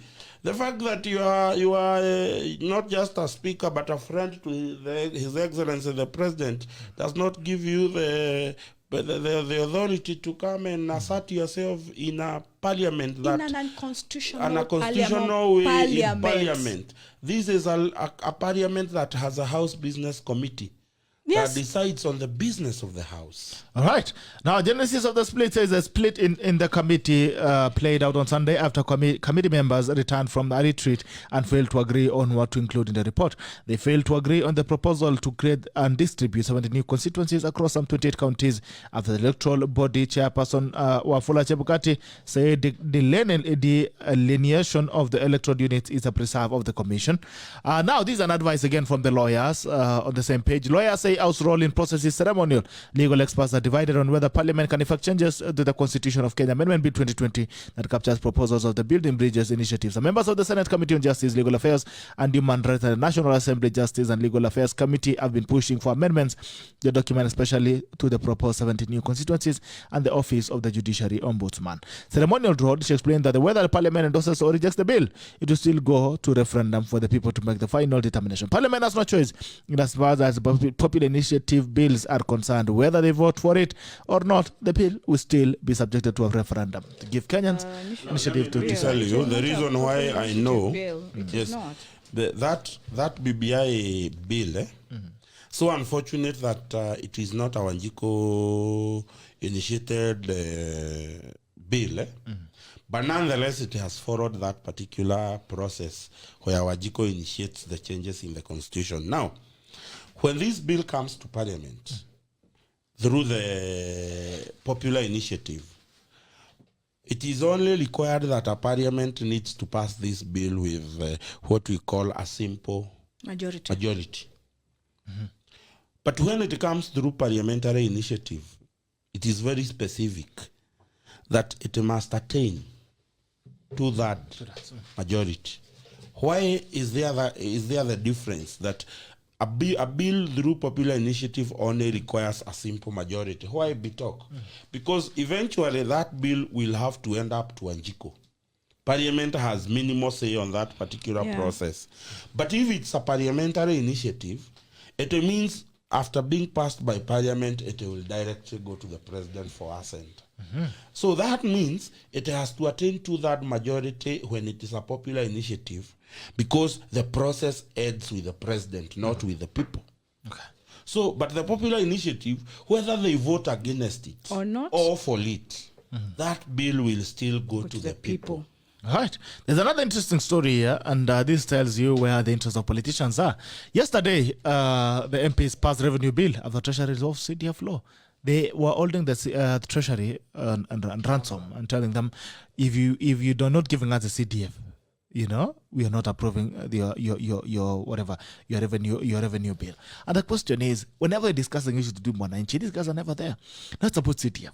It's the money that they want. And they are going out of the way to make it happen. Now, lawmakers have received 6 million. Jana walipewa 6 million ya ongo. Lawmakers have received 6 million and the balance of 659 million each to be paid in tranches starting next month. National Treasury was yesterday forced to make a last-minute dash to convince MPs not to shoot down the division of revenue bill. Where is this money coming from? I don't know. Where is the money, bribing money coming from? We have people who are dying in hospitals. Why is that money not invested in this country? Why can that money now be taken to hospitals? You want to know this country has money. The other day, do you know we still have children dying of malaria in this decade? The other day we had a Sagana conference, Sagana State Road conference. The one that you have promised 2 million? No, I never went. I was never invited. I never went. It's good to clarify that. But that particular meeting started on Friday with the general public attending. And then on Friday, the MCAs attended. And it was being overseen by the Principal Secretary in the Interior Department. On Saturday, the general public attended. Then on Sunday, only about 300 young people were invited to the meeting in Sagana. Yes. But unfortunately for them, somebody else with another motive mobilized young people. And about 10 in the morning in the Sagana State Road, there were about 4,000 young men in Sagana. And the Interior Cabinet, the Interior Principal Secretary, only had planned for 300 people to sit.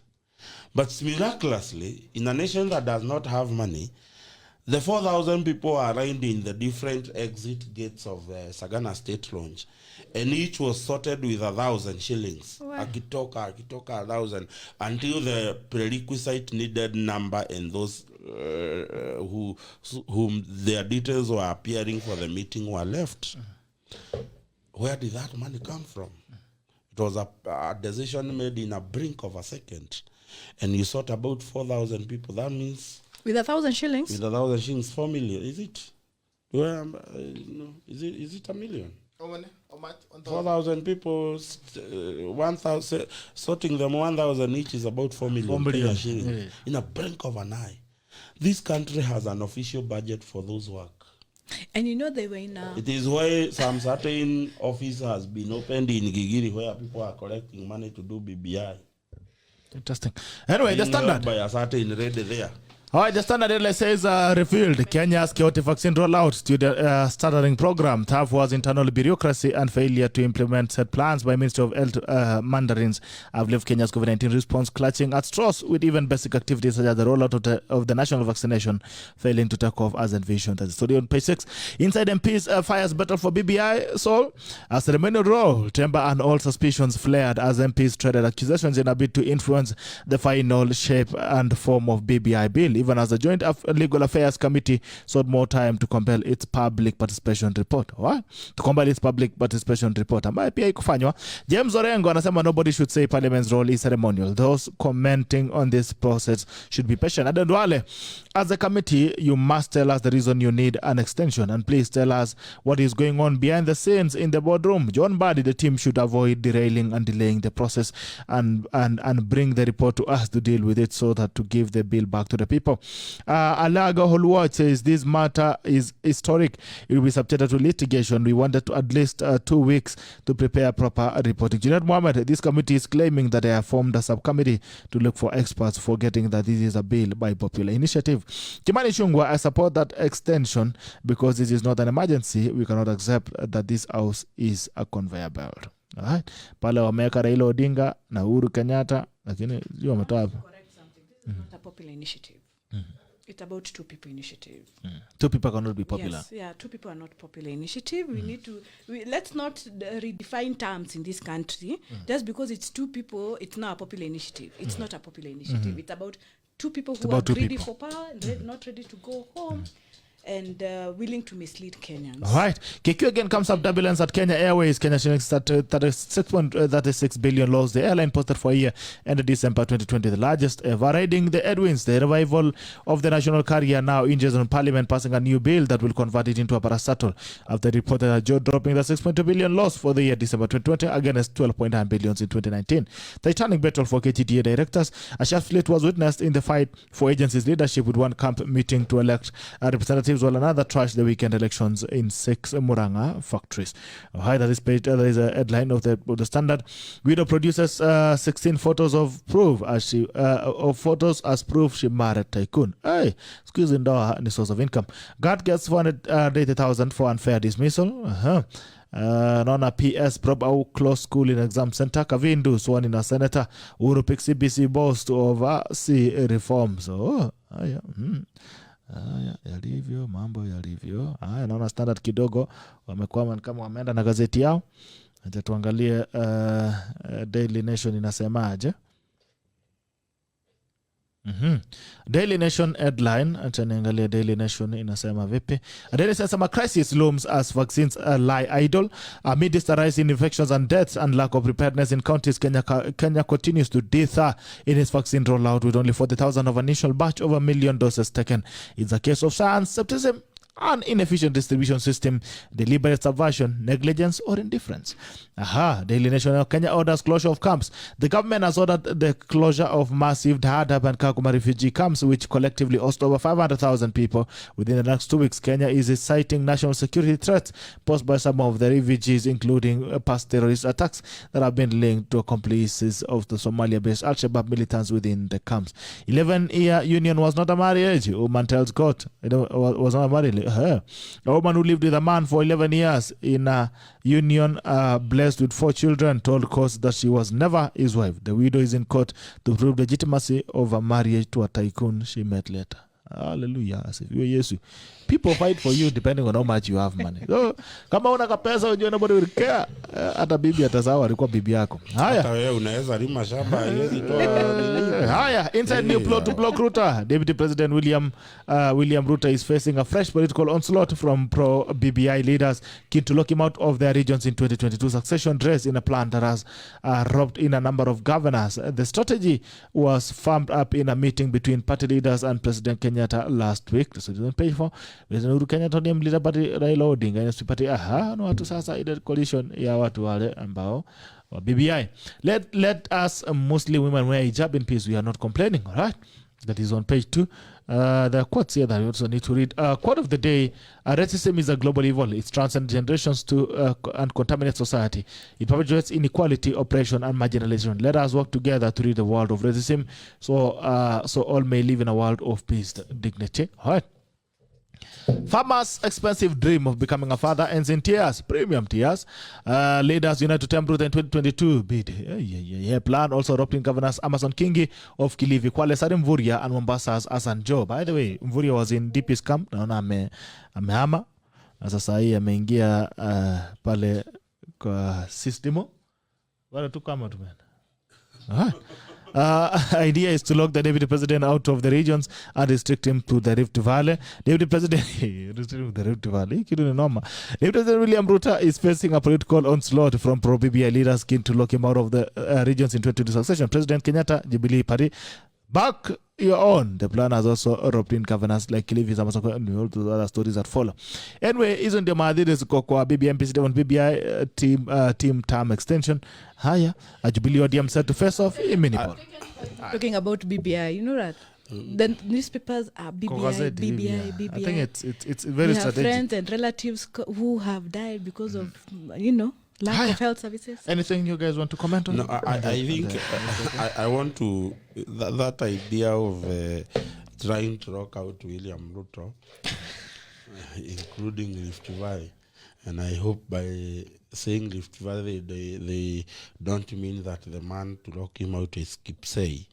I don't think Kipsey. I'm elaborated that his political rallies have not been affected by the ban. Because he hardly attracts 100 people, so it is within the limits and parameters set out by the president the social of doing the meeting. So he continues to do his meeting the normal way with Kinamdavadi and company. But this is very hilarious. You are telling that you have a strategy of blocking the deputy president out by asking regions to support their own. Let those regions support their own. And the arafu nyinyi mkuja mupitisha BBI ileta mambo ya prime minister na deputy prime minister na vice president. Sasa tuone those people who are supporting their own, they have a very good avenue of coming together and forming political formations that will outlive the people. Thinking in that angle must be very stupid, I would say. That you want to consolidate different corners of the country in rallying behind their own. There is no, and I keep saying this, in this country we don't have a majority. What we have is what we call substantial minorities.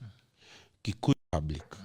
So when you tell people to support their own, you are simply telling them to form regional political unions, that eventually one or the other will be forced by the nature of Kenyan politics and by the nature of population divide in this republic. Those formations will be forced to come together to form a government in this republic, and that is the truth. And I've been one person who has been a very big critic of bloated government, but I'm starting to look, if these regions we brought liberal democratic, the quality of leadership this country desires, so we can as well plan our government to be such a way that it accommodates all the communities that are in this republic. You may see it as a bloated government, but I choose to see it as a formation of government that does away with silly coalitions. Look what me seem to a BBI. I'm saying, you see, the formation of that government does not require BBI. It requires Parliament to come together and ratify a system that actually addresses the demographic of the political nature of this republic. It's not about BBI. I've told you 99% of what is in BBI, there are things that do not require the people to even sleep thinking about it. These are things that needs Parliament for it to do. So I'm not saying, I'm just saying is, today we have a coalition that has actually alienated the DP, because there are people who believe they have the ownership of the Jubilee coalition, because it's a coalition. But when you form a government that is anchored on the Constitution and positions anchored on the Constitution and positions that have been given a certain level of authority within the Constitution, then today they may not be able to fire the deputy president. It's a tall order to actually bring a motion of no confidence against the DP. But they have been successfully, they have been able to successfully alienate the DP from the happenings of the current ruling political party, if at all it is a party, because I believe Jubilee is a shell of its former self today. So I think, for me, is that the nation of Kenya must address itself to the serious demographic of the political nature that we have today. We are how many in Kenya as Kikuyus? If you put together, we are subsequently not more than a quarter of this republic. In fact, probably we are lesser than that, than a quarter. So it is absolutely something people can see, that this country, there is no particular community that can rule this nation on its own. That's the truth. So can we find something that does not involve political temperatures every time we get to an election? We come up with a process that addresses. Look at the systems in Ethiopia today. Why is there fights in Ethiopia? They are talking about militias in different regions. It is not militias in different regions. It is that Ethiopia is working the way you see the United States working. You have the LAPD, you have the NYPD, you have the San Francisco police, you have the Chicago PD. Different, you know, they have brought out different regions, different provinces together. And they have regional government that endorses people to be part of the national government. So that the national government of Ethiopia is a representation of what is the nation of Ethiopia. So I'm just saying, this republic needs to come up with a formula that addresses means of government without necessarily making it look like it's tribal. But are you not taking the people's power away from because that's not a democracy anymore. That's what I would argue. And I think our issues are not, I mean, the less politicians we have as a country. Because the issue, but of course, we have devolution. The reason why we have all these wars after election is because how the election was held. If I wake up at 3 a.m. to go vote for so and so, and I go home, and all things stand constant, they're good. And you are assured that your vote is counting. Yes, and my vote is valid at that point. I'm saying, and you people, my point, the point I'm trying to drive home is this. I'll give you an example of the United States. We have the Republican Party and we have the Democratic Party. The U.S. Constitution is set in a way that people still exercise their democratic right. But both the Republican Party and the Democratic Party work within a certain parameter and framework set out by their laws. That everybody, whether today in the state of Michigan we choose that we want to support the democratic government, we are doing it within a parameter set of laws that actually makes it. Today, the Electoral College in the US ensures that while the majority electoral votes from California have their say, the one vote from Maine or from Vermont or from a place like Nebraska will also have their say on who becomes the president. It is not about taking the responsibility of the common mwananchi to choose a government they want. It is about putting parameters that ensures, including the smallest person there at the border of Moyale, which is over 700 kilometers from here, will also have a say on who becomes the president of the Republic of Kenya. But today, how have we set our system? How many presidential candidates have you ever had they went to seek for votes in Moyale today in this republic? Show me one presidential candidate that drove all the way to Moyale to ask for votes. One in the history of Kenya. Part of this republic. But the way we have set our political system, we have set it in a way that that person in Moyale does not matter. Okay. In the system. So I am not in any way saying that we take the responsibility of Wananchi to choose a democratic government away. But I'm saying we set a parameter that allows even that smaller person, 728 kilometers Be from part of the Nairobi, discussion. will be part of the discussion on who becomes the leader of this nation. The person who is going to make economic decisions that will affect him either positively or negatively. Today, you are buying fuel at 122 shillings. Moyale, they are buying fuel at 135 shillings. They are paying the highest cost of fuel in this republic. Yeah. But they have seen no single law on who leads this republic. So that's what I'm saying. I'm not saying by any chance. I am a Democrat. I want to be able to choose my president. But it's the same way I have the powers to do so. I also want that person in Moyale who is a Kenyan to have a role on who becomes the president. But with devolution now, they have their have their own mini leaders governments. who represent them in You see, but you see, but you I mean, we national cannot assembly. invent the Let wisdom. me tell you, We let me tell you. can either have an expanded national government, That's or what we I'm have telling devolution, or you. we That is rule why- away, that we is rule why out I'm telling devolution.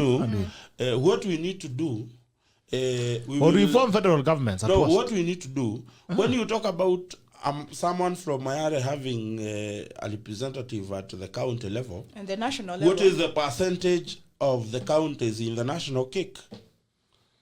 What is the percentage of the national cake? Of the trillions of billions we are talking about? All right, guys, in the interest of time. Yes. Interest of time, somebody says Lotet says SAI to us. We come to the Senate last week. We to present our views during the BBI Public Engagement Forum.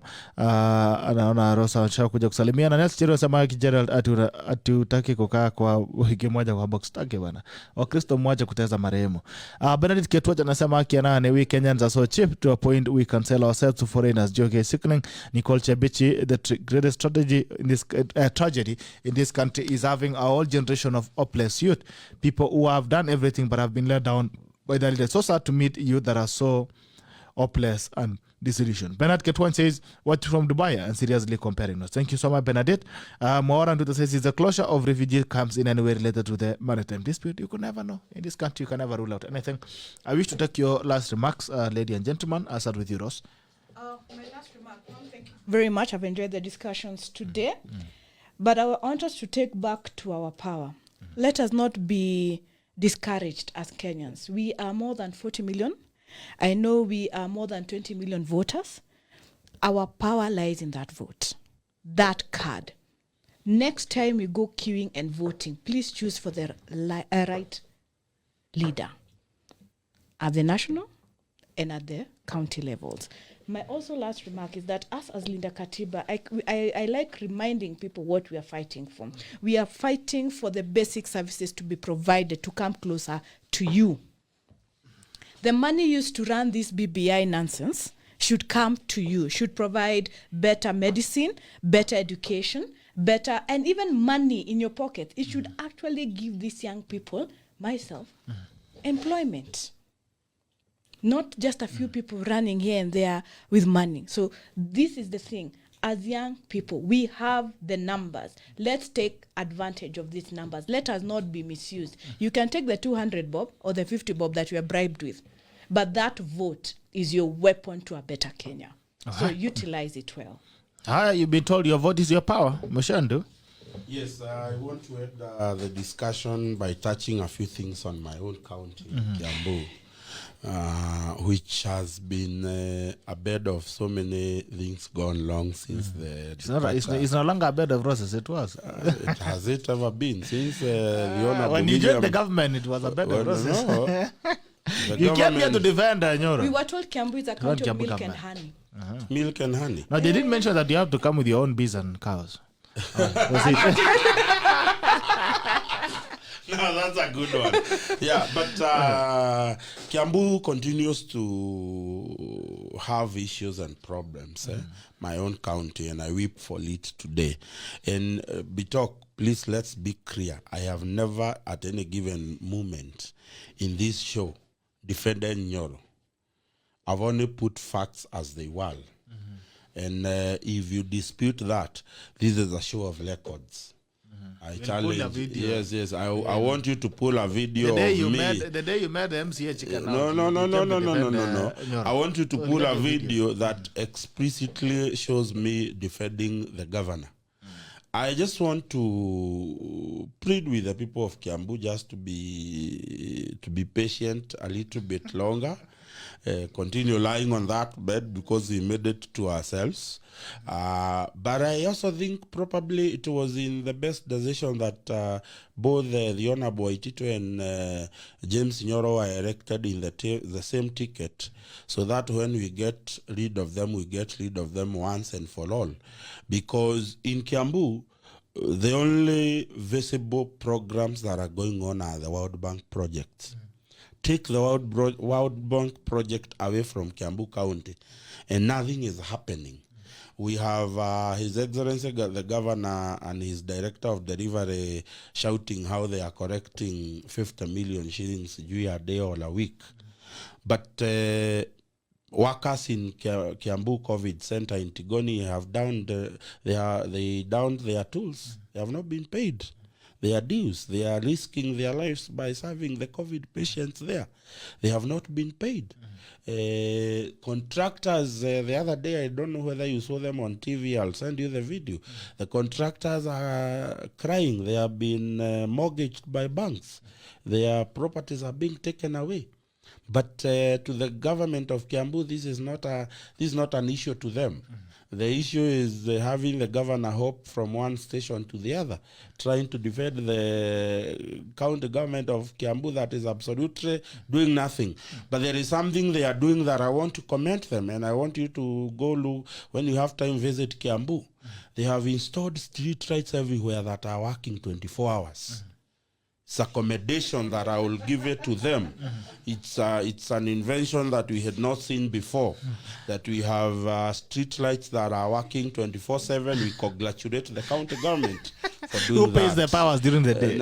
I believe they have enough that even during the day they see the need for Kiambu people to have street light working. So we commend them for that.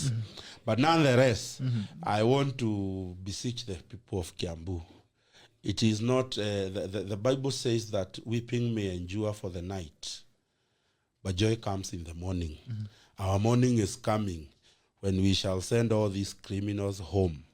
And we pray and hope that when we go to the ballot in 2022, we shall not only going to send this government home, we shall also bring in a government that is people-driven, that is people-minded. So watu wa Kiambu, muendelea kulalia hiyo matadiko hata kama iko na maji, hata kama mnatukanwa, hata kama mnaitwa majina, ama kama inakudunga-dunga, we continue doing that. But let these people know their day and numbers. Bitok, I am a saddened person.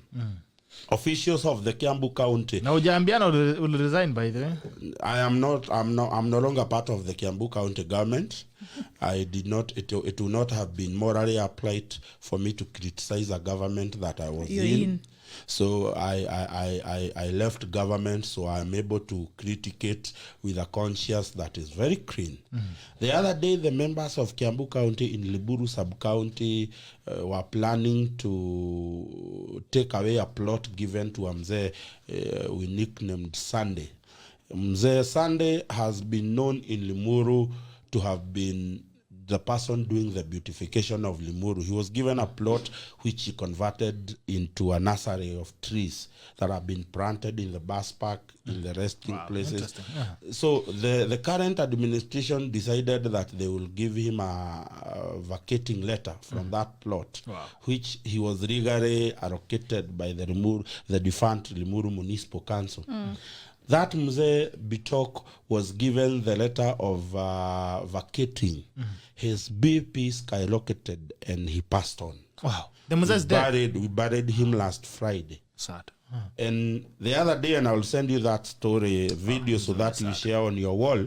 We have a over 80-year-old lady in Thika who is they are trying to evict from a land allocated to her by the defunct Thika County Council.